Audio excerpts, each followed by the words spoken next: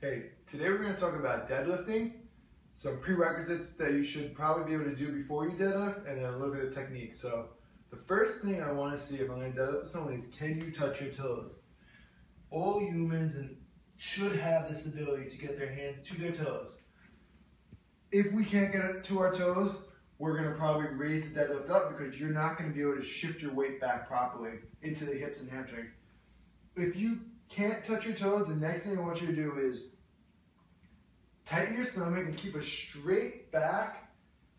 Bend your knees a little, and where can you get your hands? So this back must stay straight. Where does it lose? So wherever you lose it, so if I start to lose, that's where you have to raise it to. So you can get 45-pound plates, stack them up so that the bar or the kettlebell, we're going to show you with the kettlebell today, goes on top of that. So it raises where you're deadlifting to.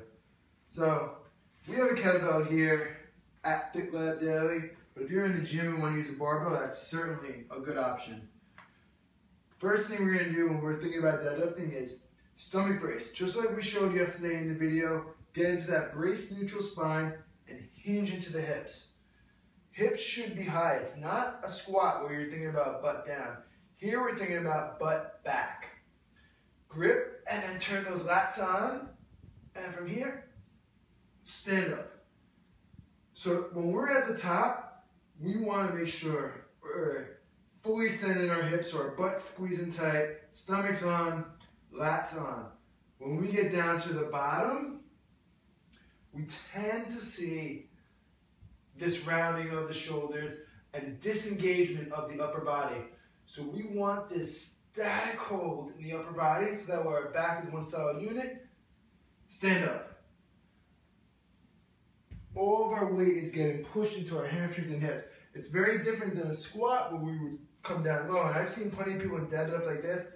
And in all honesty, if your back is straight, you can deadlift with it. It's just not the preferred way. If you're trying to train your hamstrings and hips, you're not going to activate you're not going to activate them as well as you would in this position, the high hip hinge.